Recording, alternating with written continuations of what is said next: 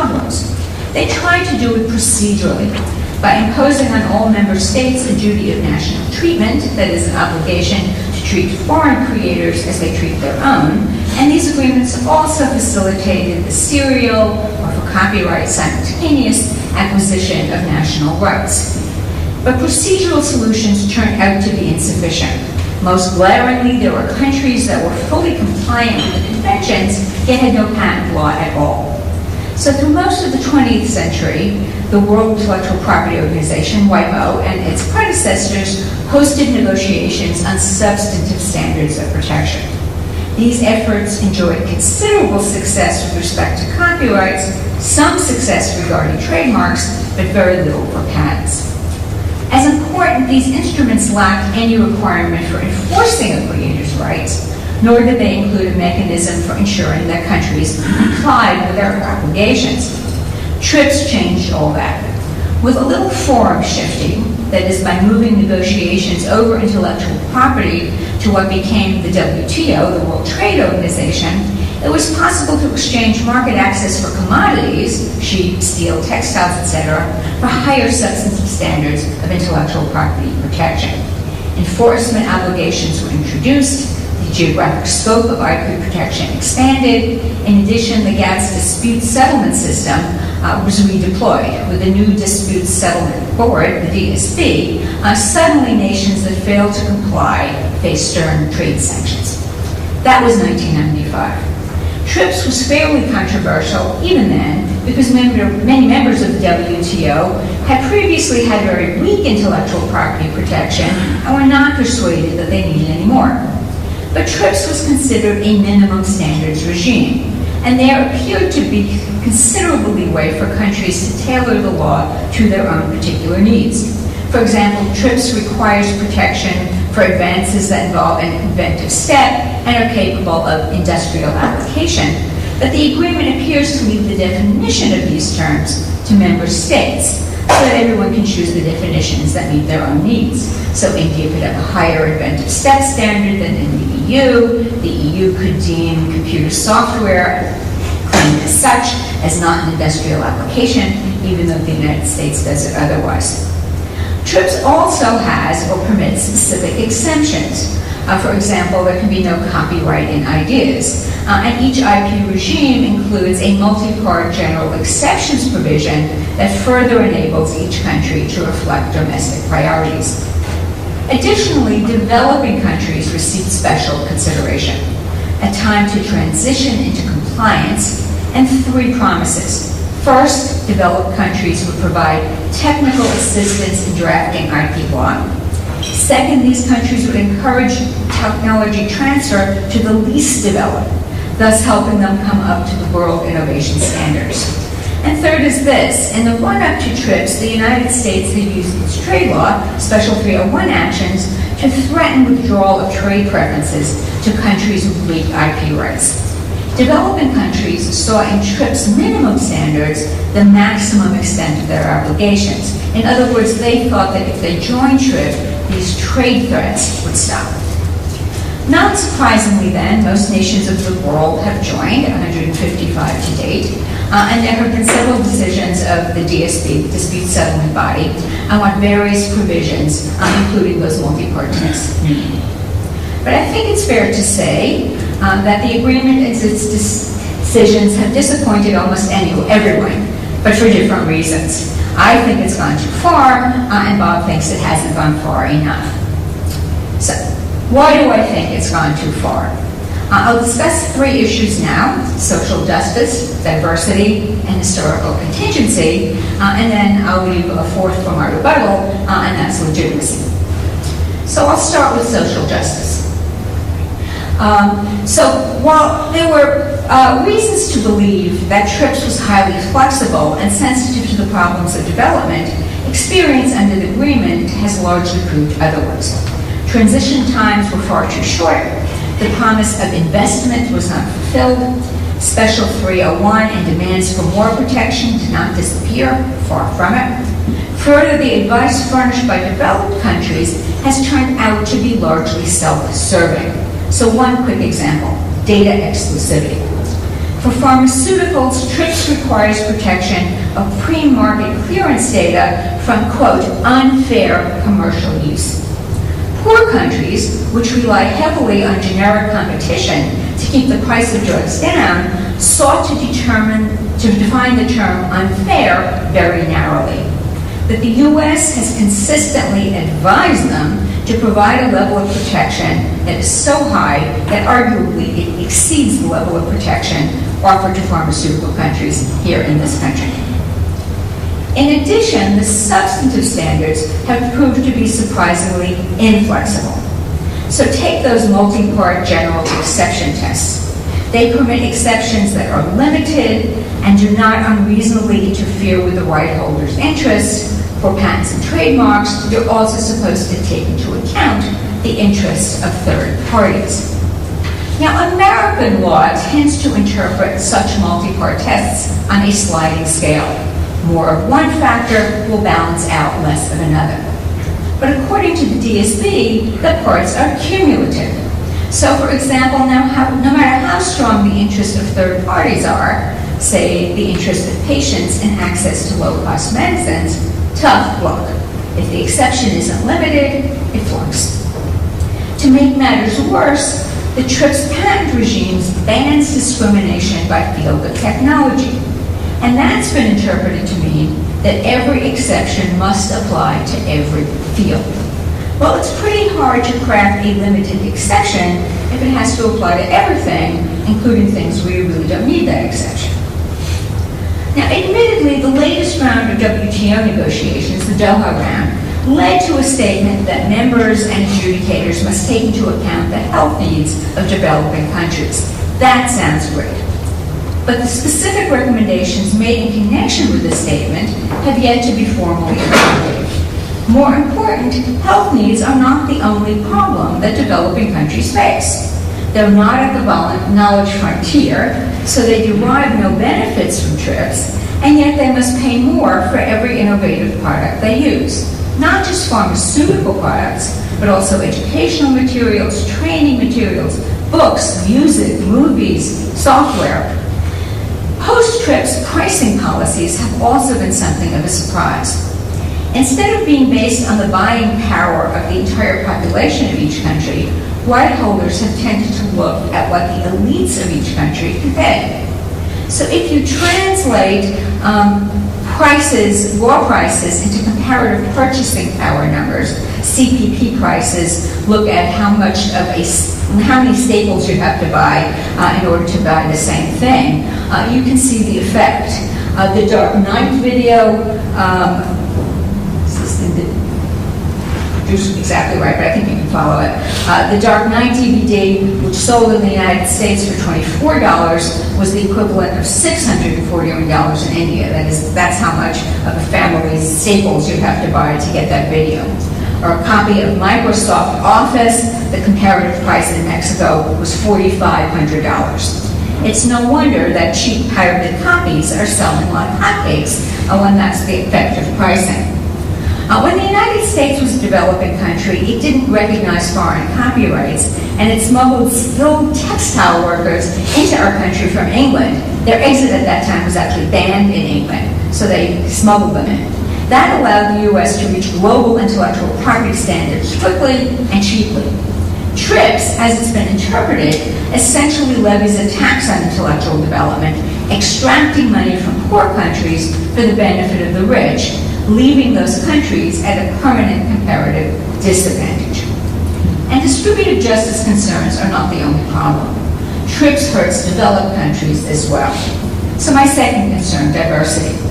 Now, I've just returned from Bulgaria. I really love to travel. Why? Because I get to eat different foods, buy different crafts, hear different music. Is it likely that in a world so diverse, one size will really fit all? TRIPS recognizes 7 species of intellectual property, but does not protect all kinds of cultural expression or technical advances. It's basically a homogenizing force. It incentivizes certain kinds of efforts, but as TRIPS spreads around the globe, other aspects of creativity are likely to wither to the impoverishment of us all. And cultures vary not only in what they're interested in producing, but also in the social values and attitudes that they have towards entrepreneurship and innovation. Again, if TRIPS were flexible, countries might be able to tailor their law to their own particular environment, but it's not so flexible. Examples. The United States has already lost a case in the DSB on the validity of a copyright exception which allowed highly specified small establishments to rebroadcast music without a license. The statute was very narrowly drawn. Nevertheless, it was invalidated. Well, if that one lost, how about fair use? It's hard to believe it would survive similar scrutiny. And yet free expression is one of the United States' highest values, and fair use is a key safeguard to that freedom. Or take Australia. It discourages smoking by requiring plain packaging of cigarettes. Reducing lung cancer is certainly a worthy goal, but the ban encumbers the use of trademarks and may well run afoul of Article 20 of the TRIPS agreement. So that's diversity. My third concern is historical contingency. TRIPS entered into force in 1995, not that long ago. Yet it was before widespread digitization of cultural materials, before the internet and the use of trademarks to navigate it, before the human genome was fully sequenced, and before universities started to play a large role in the patent sector, before patent trolling, before the computerization of the financial services sector. Clearly, the agreement took none of these changes into account. Yet intellectual property law and creative development have traditionally co-evolved. The law is modified as the needs of the creative sector change, and the creative sector sort of makes its way through the law. Well, TRIPS allow that co-evolution to continue. I'm dubious. The WTO's ministerial council is paralyzed, and the Council for TRIPS has made very little headway, even on the built-in agenda left to it in 1995 at the end of the Uruguay round. TRIPS also makes it very difficult for states to act on their own. Consider the recent round of patent reform, the American Invents Act. It revealed just how different the patent industries are from one another. The financial sector is not nearly as enthusiastic about patents as the pharmaceutical industry. In some fields, it's easy to conduct a prior art search. In others, it's not. In the latter, there's a great deal of inadvertent infringement. In some fields, like drugs, the patent-to-product ratio is somewhere between 1:1 and 10:1. In other fields, like electronics, 1,000 or 10,000:1. So more licensing is required, and the risk of market interference, holdouts, stacking royalties, patent trolls, that risk is far greater. In some fields, specialization is endemic, and chain licensing is the key to bringing products to market efficiently. In other fields, that's irrelevant. Prior to 1995, states made some distinctions among industries, and those distinctions were actually incorporated into the TRIPS agreement. But now, there's that ban on discrimination by field of technology. As a result, such adaptations are no longer possible. Countries can no longer tinker with patent law so easily. No state can, in Justice Brandeis's famous words, serve as a laboratory and try novel social and economic experiments without a risk to the rest. It is no wonder then that I think that TRIPS has gone too far. So if I have any leftover time, I reserve it. All right.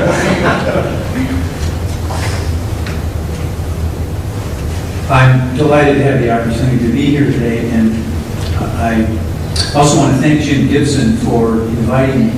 Jim actually sent me an email to invite me.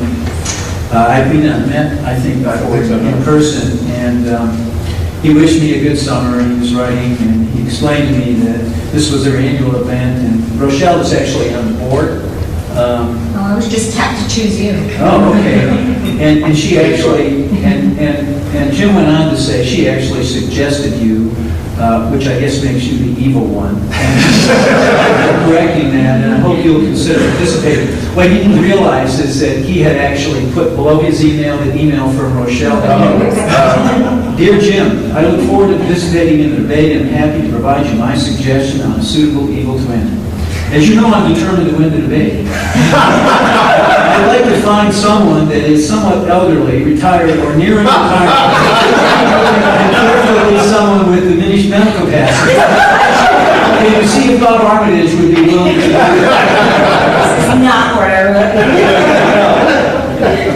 Would a computer allow? I think we heard in the previous session, the answer is yes. Okay, this is my time, Rochelle. You had your time. I get more. You get more, I know. I only get to speak once. So let me suggest that I'm actually going to get into my presentation, but I wanted to make a few comments because some might have heard what Rochelle said is actually an indictment of any intellectual property regime.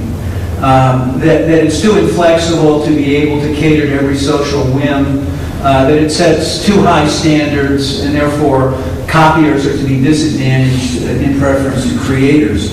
And that the TRIPS obligations just were much too draconian and took much too long a time for a country that, for example, had no IP regime to be able to institute one. I'm reminded, however, that there was a country who produced a TRIPS-compliant patent law and a TRIPS-compliant copyright law early, before the TRIPS deadline. And in fact, theretofore it had no copyright law and no patent law whatsoever.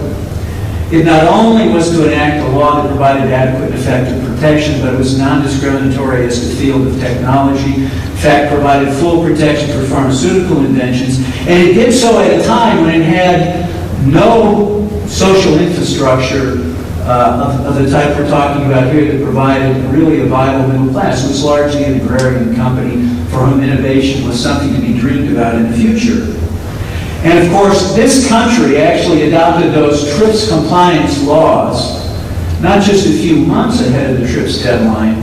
It was approximately 205 years ahead of the TRIPS deadline. Of course, the country was the United States of America. It was the Patent Act of 1790, the Copyright Act of 1790.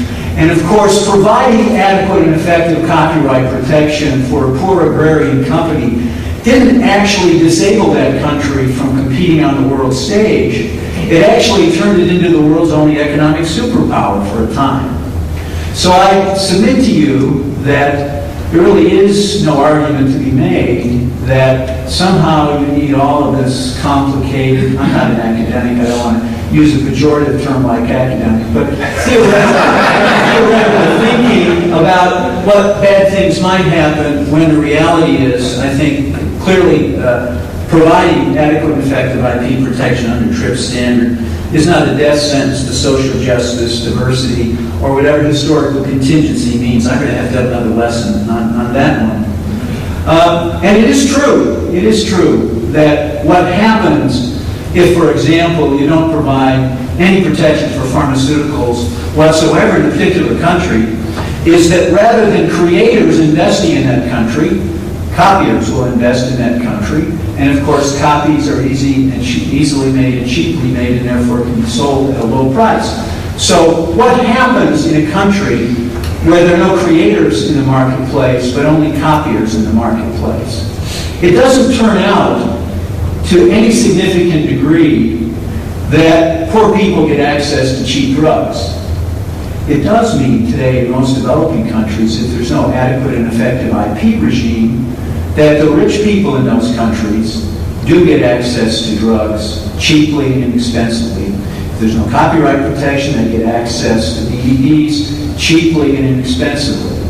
So what I think my twin is advocating for is more of the same. Don't provide an infrastructure for investment in medicines that people in an individual country might actually need and most benefit for, the most appropriate technology, by creating an IP infrastructure that allows those investments to be made, but allow the rich people in those countries, who by and large have more need for Western medicines than the poor people in those countries, access to those medicines cheaply. I don't regard that as social justice for anyone, anywhere. So let me, with maybe those introductory comments, explain why TRIPS did not go nearly far enough. I think had TRIPS gone far enough, there are a few things that we would all say today would have happened that didn't happen. We're not awash in too much technology today. We haven't created too many technology-based jobs globally. And in fact, if we were sitting here today with too much innovation, too many Apple computers having been created, so there were too many people working in innovative high-tech sectors, then we might be able to say TRIPS had gone too far. Also, if the world today was not awash in counterfeit and pirated goods, because TRIPS had effectively addressed counterfeiting and piracy, so that we didn't have the public health issues and the public safety issues that exist in the world today, then we might be able to say that, gee, TRIPS had at least gone far enough. And also, as I think I alluded to earlier, we know we're in an environment where, in most third world countries, they haven't created investment infrastructure, so you can create the products and services for them. Something that without intellectual property, without a balance between the rewards for creators and a cheap, easy business model for copiers, simply doesn't happen, won't happen. So we know, simply from what we see in the world today, that TRIPS has not gone far enough, and therefore it is not possible that TRIPS has gone too far. Now, as much as I think my debating partner would like to see me as the champion of global harmonization of the world's IP systems, I'm not. Substantive harmonization is not easy to do. In fact, I'm not sure that we even know how to do it to any degree of granularity. But what we do know is there are many things that TRIPS might have done that it didn't do that would have made the world a better place for those interested in creation in preference to those interested merely in copying.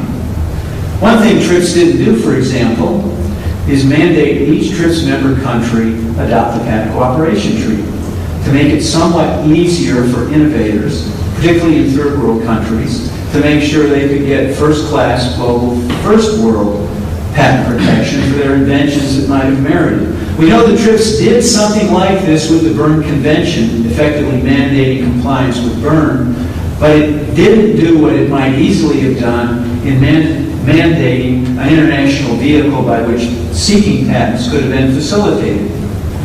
Again, on a non-substantive level, we know that TRIPS might have, but didn't, provide what the Patent Law Treaty that WIPO adopted in 2000 does provide. For minimum standards, for example, for formalities, and maximum standard for patent filing requirements in patent filings throughout the world. And in fact, we see what happens when a global trade agreement is not used as a vehicle for accomplishing this much good for those who are in the innovative community. Today, about 12 years after this treaty was concluded, we only have 32 countries currently part of the treaty. Not even the United States has yet ratified the treaty, although there is some hope that the United States Senate might finally get at it in the next year. We also know that TRIPS could have done much more to make a much more transparent and objective patent system.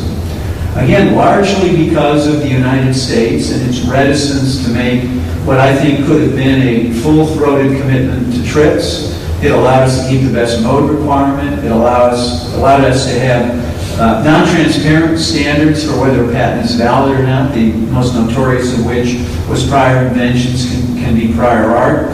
We know from the America Invents Act that it's possible in the 21st century to craft a patent system that's based on entirely objective and transparent principles of patentability. The United States today, unlike the patent law for the last 200 years, more or less looks like if you're sufficiently different from publicly disclosed information, you've sufficiently disclosed an invention so you can put it into a practical use, your claims are sufficiently definite, and your invention is not conceptual but sufficiently concrete, you're entitled to a patent under 4 largely legal standards, only requiring access to publicly available information. There's no reason why TRIPS couldn't have, without engaging in further substantive harmonization, gone forward and mandated that transparency and objectivity were the only criteria that would be acceptable for determining whether a patent was valid or not. We also know that one of the greatest burdens the global patent system faces is the burden of translation and the lack of a common standard on language. There, for example, is no reason why TRIPS could not have recognized that the language of science and technology globally is the English language, and provided the English language as a safe harbor in TRIPS, so that any inventor anywhere in the world who made use of the English language would have the opportunity to secure patents globally in any patent office, nationally or any patent office, regionally around the world, at least for filing and examination and patent issuance purposes. It probably would have been the one single biggest thing to make global patenting more accessible, particularly in nations where inventors tended to be less economically resourceful rather than more economically resourceful. And of course, TRIPS might have imposed the same type of minimum standards mandate on patent offices themselves. It's a significant burden on any country to have a well-resourced patent office with highly competent patent examiners. And there's no reason in the world why TRIPS could not have set minimum standards for what would be required for an office to maintain a patent examining operation, and indeed mandate that absent maintaining one, a country could simply accord full faith and credit to another examining authority that did. And by doing so, of course, remove much of the redundancy, again another source of cost, in the burdens on inventors seeking patents globally. Same thing is true, for example, for maintenance fees and other fees associated with filing and obtaining patents. No reason why TRIPS could not have closed a potential loophole that effectively denies patent protection by having fees imposed by the office in excess of the costs of recovering that office's operation. And again, burdening innovation is simply providing a disincentive for innovation in a way that doesn't promote social justice, but actually denies people globally the benefit of what might be new technology. So, TRIPS too far or TRIPS not far enough? Clearly, there's so many ways in which TRIPS could have gone much farther that there can be no validity to the contention that it did not go far enough. TRIPS should have gone much farther. We wouldn't today be awash in piracy and counterfeiting. We wouldn't today be facing perhaps many of the economic challenges we face globally, some of which can be attributed to the lack of incentives for investment in innovation. And particularly for those in developing countries who want better medicines, there's no better way to develop better medicines than providing incentives for those to invest in the development of them. And of course, we are in a situation where nearly 2 decades after TRIPS, it's quite clear that regardless of this historic achievement, regardless of this, what I think some would call a very significant achievement, it could have done much more. Inventors of the world, those investing in creating new technology, could have had more certainty and more economy in seeking patent protection globally for the benefit of all mankind. And sadly, that's an opportunity lost because in 1995, we went far, we simply did not go far enough. Thank you.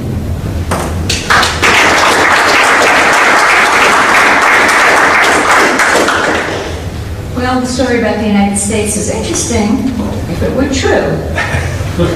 We joined the Berne Convention in 1986. That wasn't very long ago. We recognized foreign copyrights well into our history. During that time, the United States became the most literate nation because we had access to books and materials from England and actually from Ireland, which was equally unrecognizing of intellectual property rights and therefore published them at very, very cheap rates. If the changes that were sought were the product of true consent, then I'd not be worried. But they haven't been. Countries don't consent, in part because TRIPS doesn't produce the products that they need. Non-market economies, people who can't afford to pay high prices, do not get the drugs that they want because the drug companies don't produce drugs for populations that will not pay them. So we didn't have true consent at the time of the TRIPS agreement. And if you look at what's happening now, you really see how much of a problem this is. Countries are not, as they thought, free of threats. Special 301 actions have continued. Europe has developed something very similar. The shift from WIPO to the WTO didn't end forum shopping. Instead, there's a lot more of it. We have plurilateral agreements such as ACTA, the Anti-Counterfeiting Trade Agreement, and the TPP, the Trans-Pacific Partnership Agreement, bilateral instruments, free trade agreements, bilateral investment treaties, European Partnership Agreement. These up the ante in that they impose TRIPS plus standards, for example, even more database protection. And then there were unilateral actions, such as the proposed PEPA and SOPA, which were U.S. statutes which would have included remedies with extraterritorial effect. This continual churning, looking for a new forum or more compliant trading partners to obtain results that the world community has already rejected, puts the entire international IP enterprise in disrepute. That's why I say my last category is legitimacy. Developed countries achieve their goals only because developing countries lack the resources to continually control the IP boundary in forum after forum. And even if you do have the resources, it's hard to do because negotiations are largely in secret. In short, the voluntariness of all the post-TRIPS agreement is suspect, and that exacerbates a long-standing, enduring concern that even TRIPS was relatively illegitimately procured. And what's especially galling is that there is a better way. TRIPS, as initially understood, was, in my view, actually an important and highly desirable development. But it was designed to establish minimum steps and standards of protection worldwide. Countries interested in deeper harmonization are free to achieve more, and they can do it through convergence by adopting parallel legal systems through their own domestic legislation. So my story about Bob, that was not the ending of my email. In fact, I thought that I was really stupid for choosing Bob because I knew he'd whack the floor with it. Bob is actually the father of the America Invents Act, and as he told you, it actually brings U.S. law into a great deal of harmony with our trading partners, the European Patent Convention and also Japanese law. I noticed it does that without any country imposing its choice on anyone else, so that diversity is preserved and injustice avoided. And it's also done domestically so that the law remains highly nimble, capable of responding quickly to changing circumstances. Competition law, antitrust law, which was not harmonized by the WTO despite efforts to do so, is on this kind of convergence trajectory, and by all accounts, it's working pretty well. And this approach could be equally successful in IP. Of course, enforcement is an issue, as you've heard over the last 2 days, but it's also possible to directly create a more efficient enforcement mechanism. The American Law Institute, the Max Planck Institute in Europe, various Asian groups have proposed a set of streamlined principles on transnational adjudication. Among other things, they promulgate choice of law rules, they set out standards for cross-border recognition of judgments. Further, the Hague Conference on Private International Law is renewing its efforts on a recognition and enforcement of judgments treaty. To my mind, convergence and enforcement reform can deal with the mismatch between the scope of protection and the scale of exploitation and do it without sacrificing other important values. I think procedurally you do need to have harmonization, and I agree on procedural harmonization. It's the substantive one that is my focus.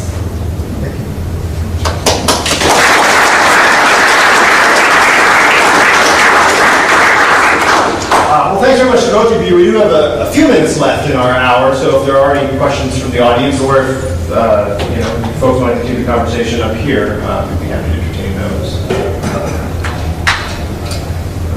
One comment. You did finish with about a minute left, so technically, I had only one comment. Rochelle and I actually spent a good deal of time on the phone trying to find something we disagreed on. So she is my twin, and she's not evil. On a whole host of issues that we faced, including the last one on substantive harmonization. I think you can do substantive harmonization, but I think it needs to be selectively done with well-developed principles and well-precedented principles, and then not too finely tuned so the law can continue to develop. It's a very, very tricky enterprise. I think I spent maybe 10, 12 years of my life periodically going to Geneva on substantive patent law harmonization to realize that on patent law in particular, there's such different mindsets about how a patent system works that some substantive harmonization may be nothing more than using words to paper over very different ideas of what those words mean. So I think that's a common word of caution we have. And I heard a slight point of agreement on procedural type harmonization and the like. So maybe neither of us are evil in the end. Well, with that, I'd like to thank them once again, thank everyone for attending and for arguing so eloquently and with alacrity, I guess, mindful that we're all that stands between the audience and much. So thanks again very much.